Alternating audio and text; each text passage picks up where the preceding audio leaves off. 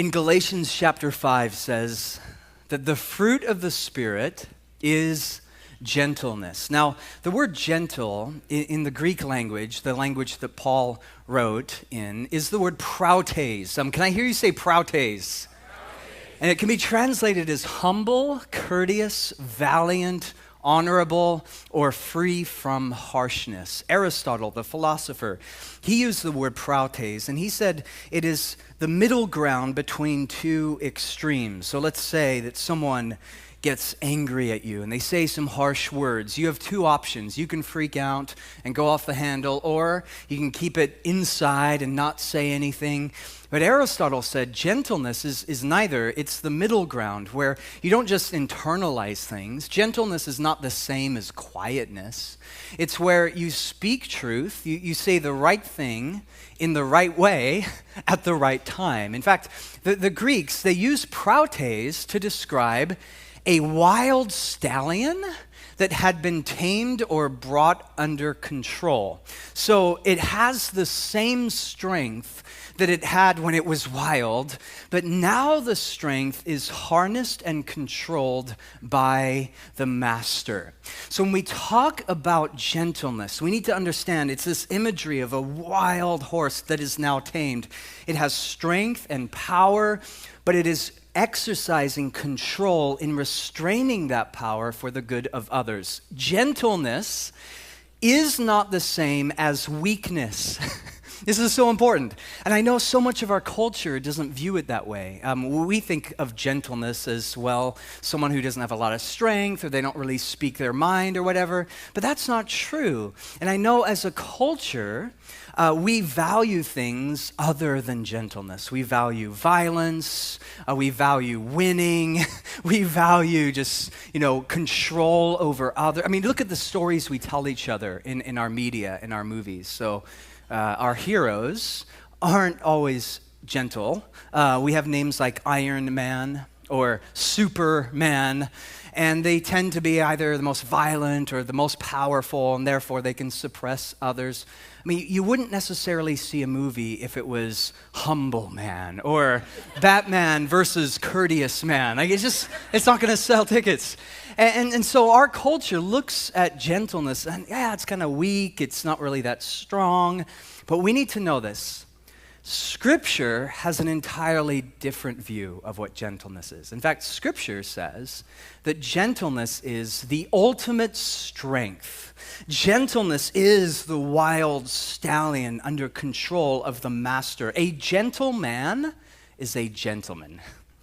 A gentle woman is a powerful woman, and they focus their strength to do good and help others. How so? Well, Paul takes it a step further. If you want to look down in your Bibles, check out Galatians 6, verse 1. Paul writes, if someone is caught in a sin, you who live by the Spirit should restore that person. How?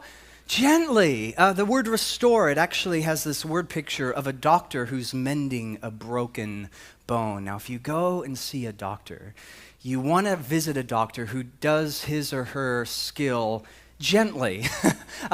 If you go in with a broken arm or something, if the doctor came into the room carrying a sledgehammer, you'd be concerned, because a skillful physician, they have intricate tools. They're able to do their craft in such a way that brings about health and healing. He says, if you know someone who is caught up in some sin, who's going the wrong direction, who's making some unwise choices, and I think we all know people in that category, or maybe you're one of them, who knows?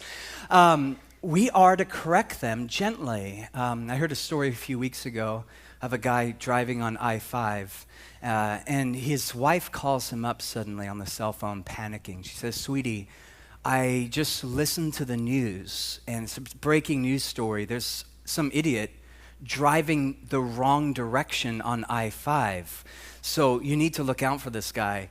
And the husband, classic response, he says, honey, there's not just one guy, there's hundreds of these idiots. Slow burn on that one. If you don't get it, see me afterwards. But who's that person for you? Who's the person in your life that they're going the wrong way? in a relationship or saying yes to something that they shouldn't be, not following the way of the Spirit. What's our role? What's our task?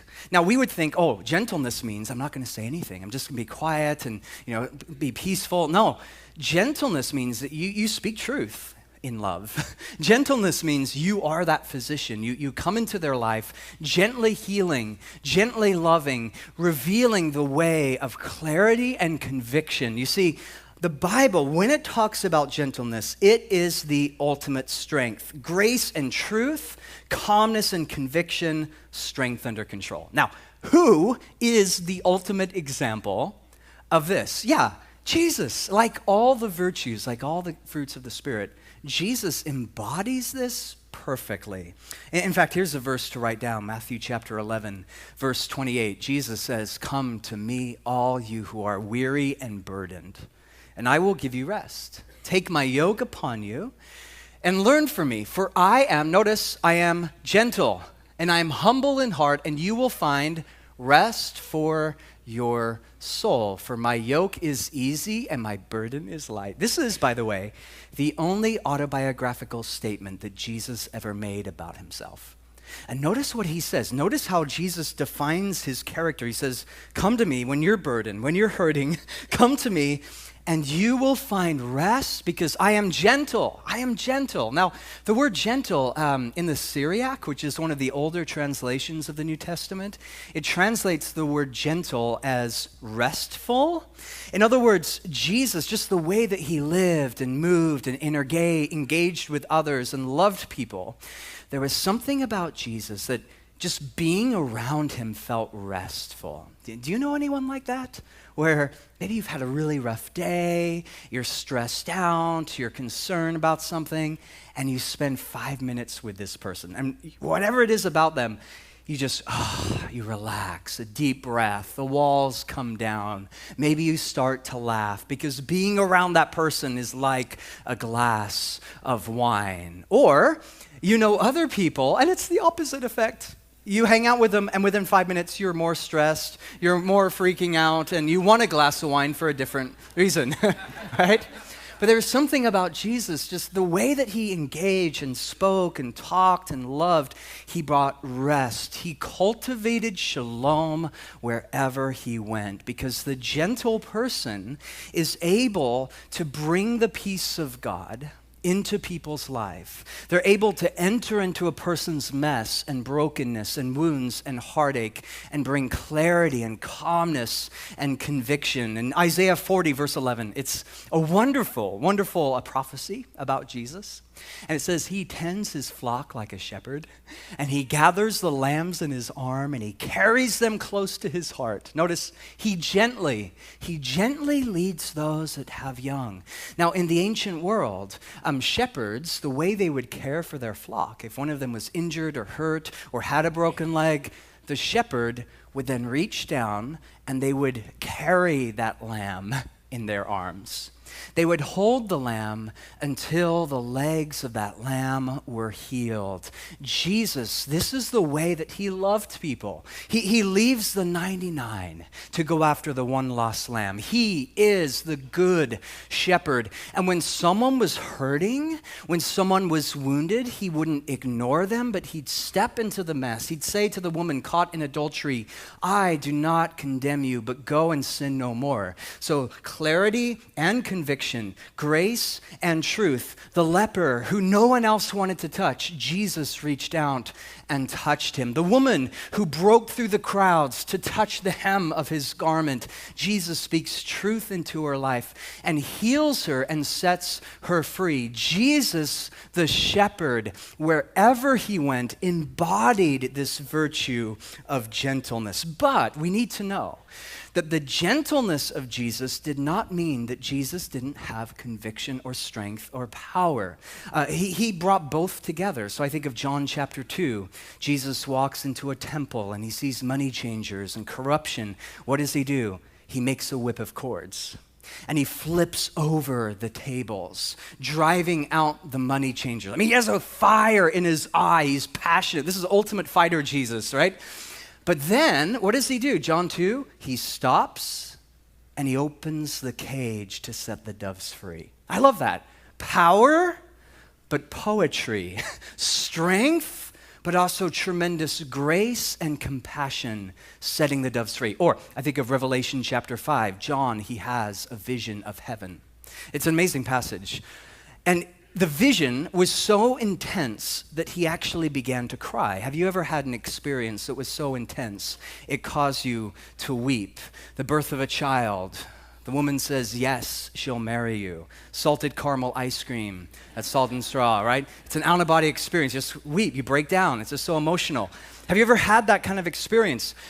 John has that experience. He's in heaven, and he sees God in the throne, and he just starts weeping, and an elder comes to him, and he says, do not weep, because the Lion of the tribe of Judah has overcome, because that's the role of an elder, by the way.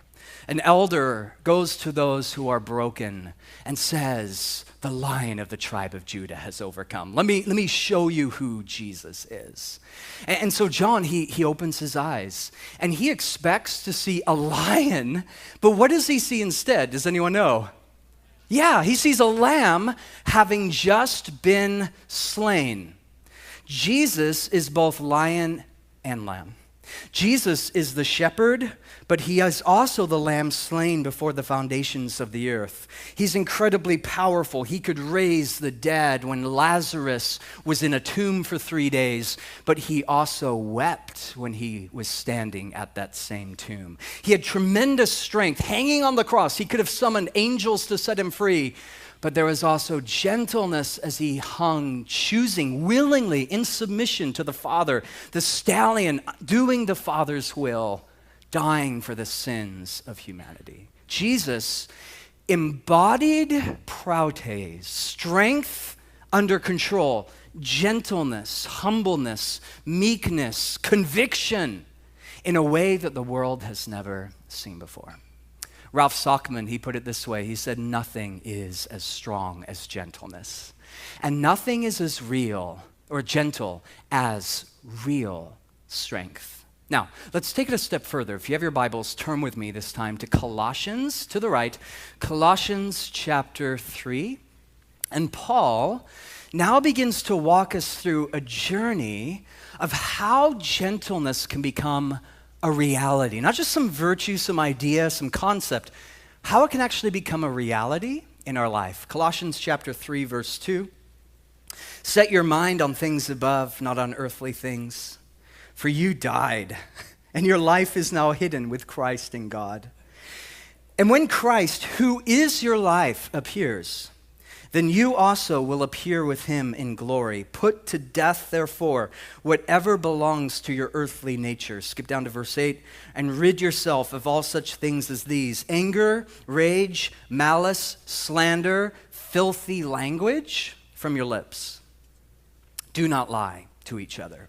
You've taken off your old self with its practices, and you've put on the new self, which is being renewed in knowledge in the image of its creator. Check this out, verse 12. Therefore, as God's chosen people, holy and dearly loved, clothe yourself with compassion, kindness, humility, here it is, gentleness, prautes, and patience. And bear with each other and forgive one another. If any of you has a grievance against someone, forgive as the Lord has forgiven you. Colossians 3, Paul is showing us how this virtue of gentleness is practiced in our everyday life, in our 9 to 5, in our home life, in our school, in our neighborhood. Notice he says, clothe yourself with gentleness. In the original language, the word clothe, it actually is a word picture of a bride who is clothed in her wedding dress. So when you see a bride on that big day, she's radiant, she's glowing, she's unspeakably beautiful. A couple years ago, Matt Comer, who's sitting over here, and his beautiful wife Simona, they got married. And I was at this wedding, and it was so just fairy tale, it's incredible, exquisite, and the big time came and the song began to play, and she came walking down the aisle just radiant and gorgeous, and everyone's staring at her. And there was this little boy, 2 years old, who was standing right next to me. And the moment he saw her, he tugged on his dad's sleeve and said, "Daddy," real loud voice, "Daddy, I want to marry a girl." It wasn't even a request. It was like, this is going to happen right now. Make it happen, right? Because there's nothing more beautiful than a bride on that day. And here Paul is saying, clothe yourself in gentleness. This is imagery of a bride walking down the aisle, because gentleness is beautiful.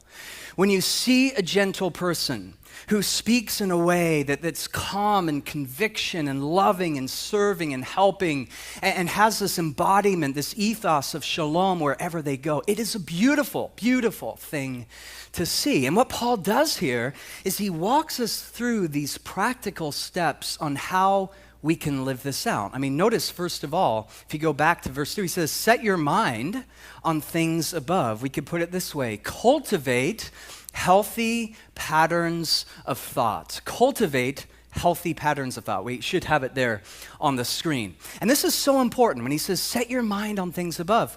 Gentleness, like all the other virtues, begins with our thought life. How we think about God, how we think about others, the rabbit trails we let our minds go down.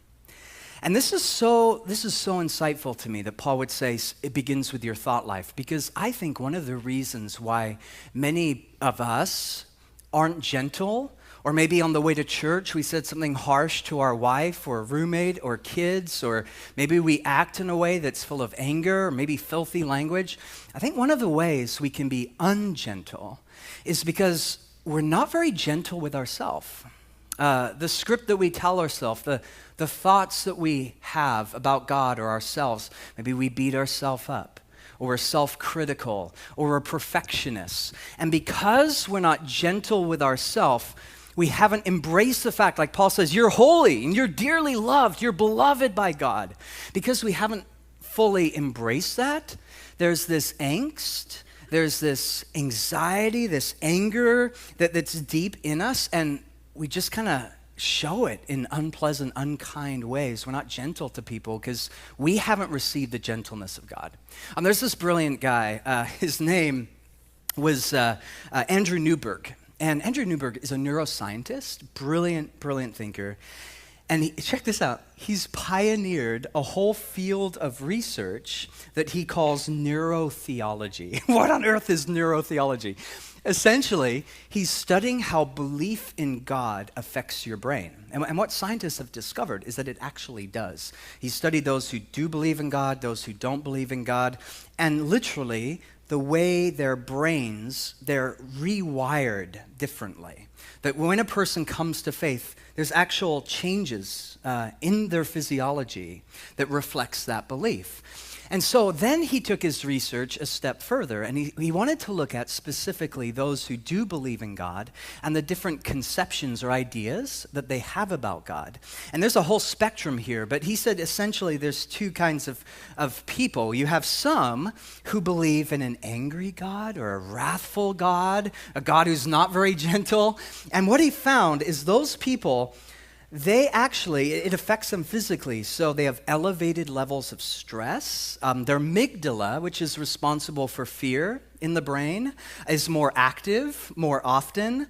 And they tend to be harsh, unforgiving, and not very gentle with people. Interesting. But then he looked at people who believe in a God of grace and compassion, a God who is gentle, like we see with Jesus. He says, I am gentle, come to me. And what he found is with people who believe in that God is that too radically affects their physiology and their brain. So their resting heart rate decreases. There's healthy brain activity with these people that actually enriches gray matter. So you actually become smarter.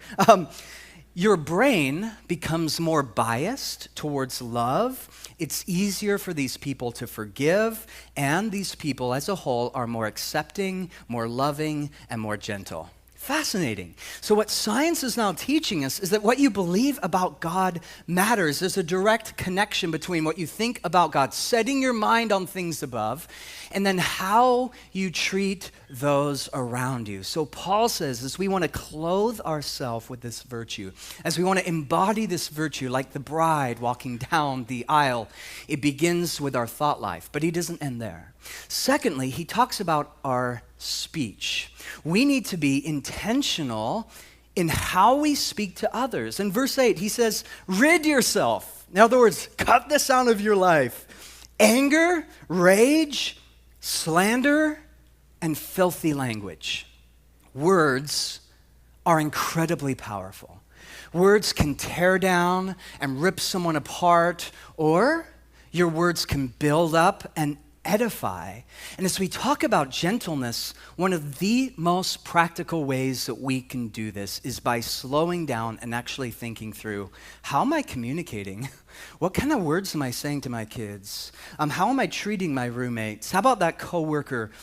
Are the things that I'm saying reflecting the heart of God?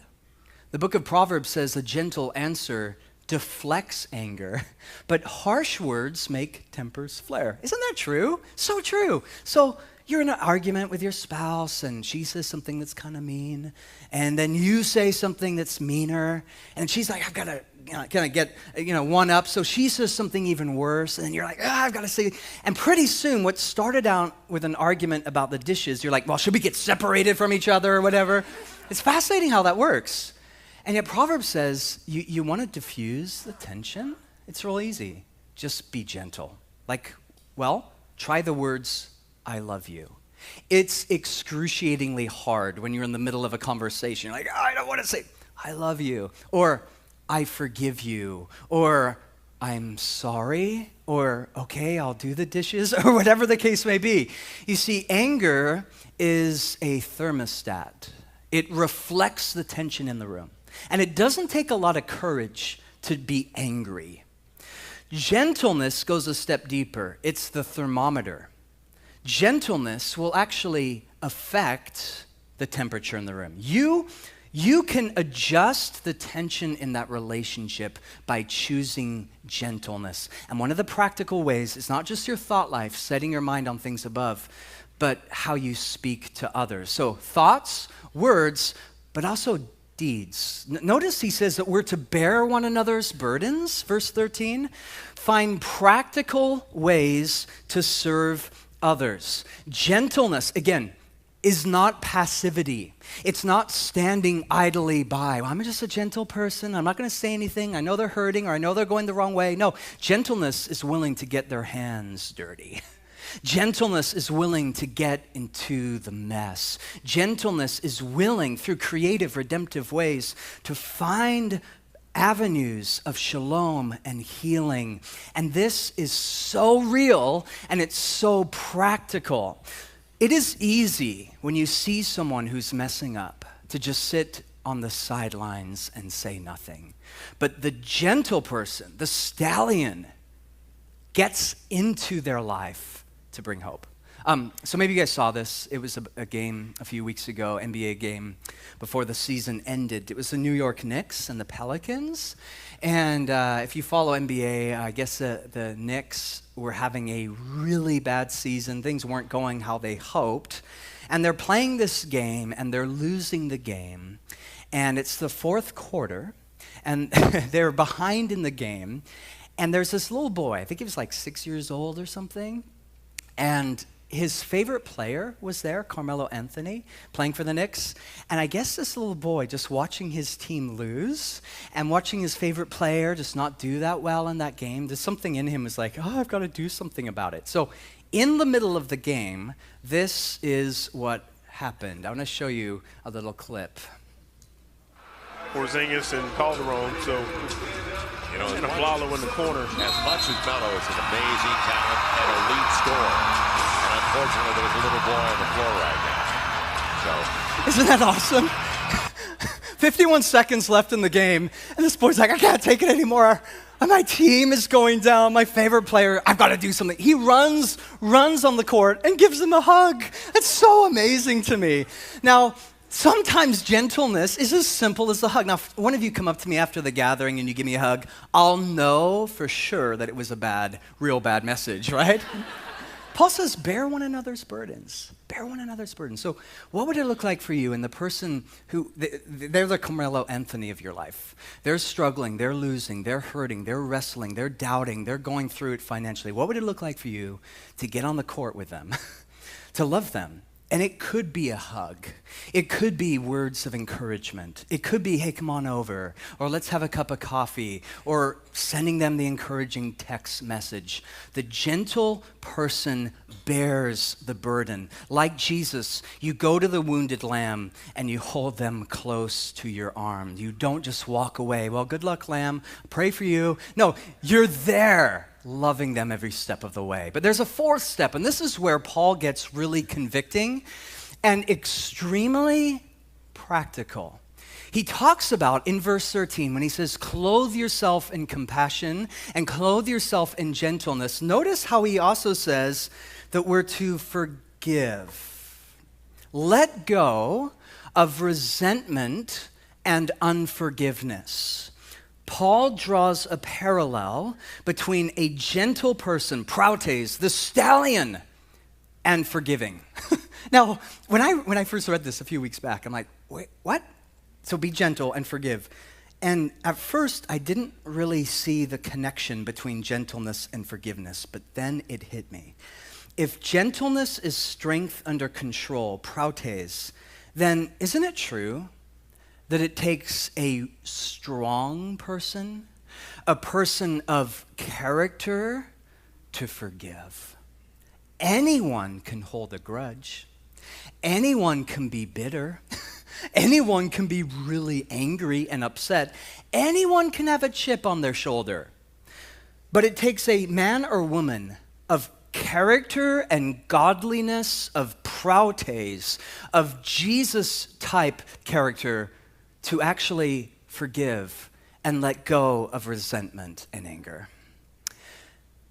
And the beauty of forgiveness is that when you do that, well, Corrie ten Boom put it this way. She said, when you forgive, you're setting a prisoner free, but then you discover the prisoner is you. Isn't that true? Oh, I'm free. I don't have to carry that burden. And the beauty of forgiveness is that it creates pathways of redemption and healing. It clears space for the Spirit of God to step in and do redemptive, beautiful things. Forgive as the Lord has forgiven you. God has been so gentle towards us. He carried us, the wounded lamb. He healed us when we were broken. He came to our side when we had nothing to give. And he loved us unconditionally. He forgave us. You know, one of the ways I've seen this in my own life, gentleness, forgiveness, letting go of stuff. So I've shared a little bit of this, but not the whole story. I wasn't raised in a Christian home, at least until I was in middle school. And the family I grew up in, like many of you, was pretty broken. My dad at that time was an alcoholic and on drugs. And so I saw as a kid a lot of junk, just a lot of brokenness and a lot of pain.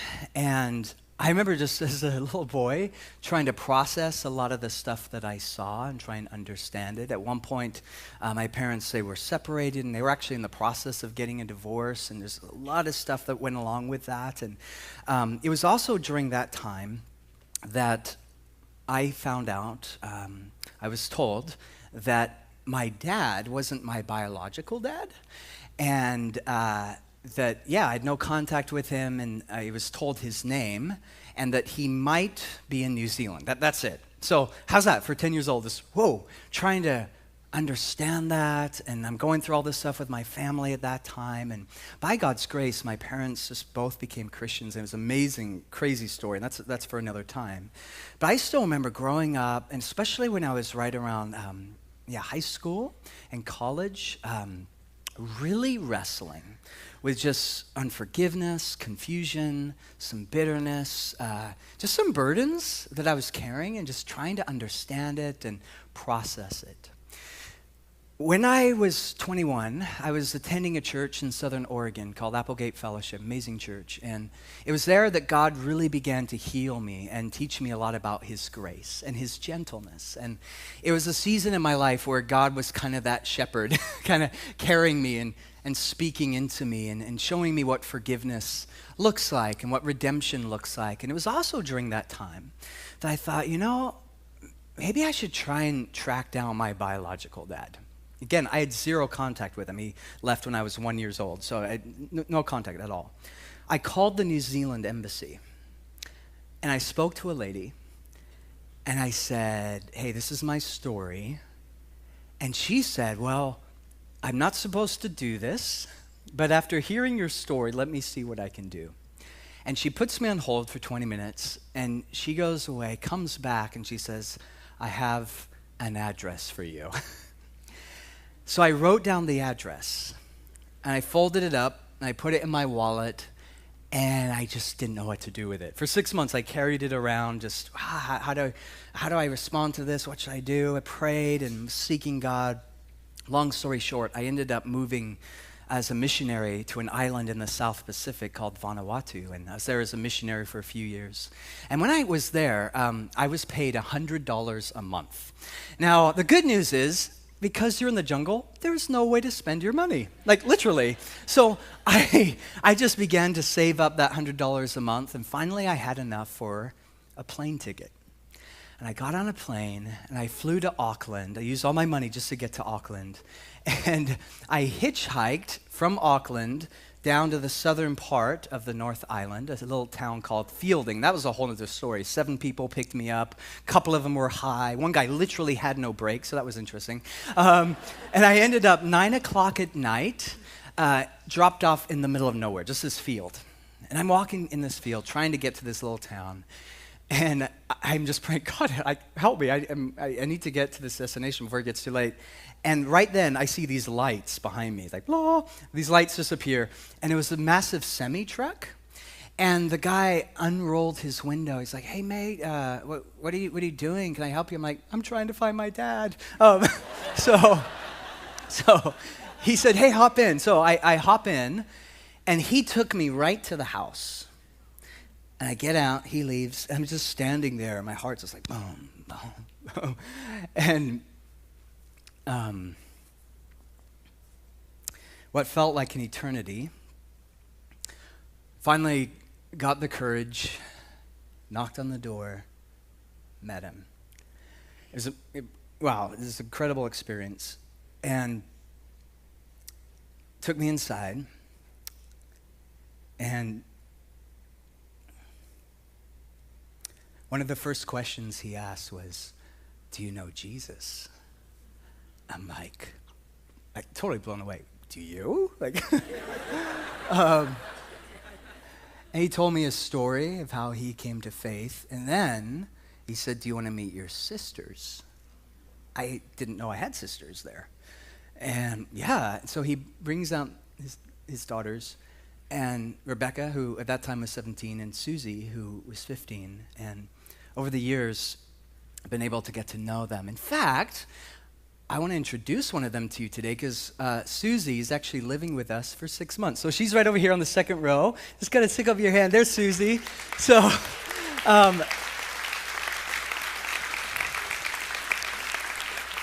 and she's an amazing woman. Has an epic New Zealand accent. So if you see me around town with another woman, it's not a girlfriend.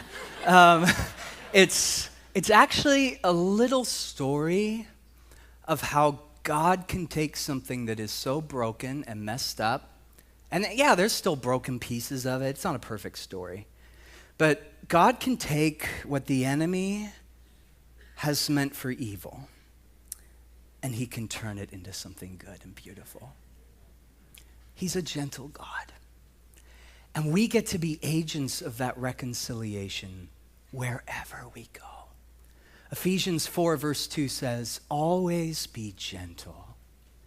Be patient with each other, making allowances for each other's faults because of your love.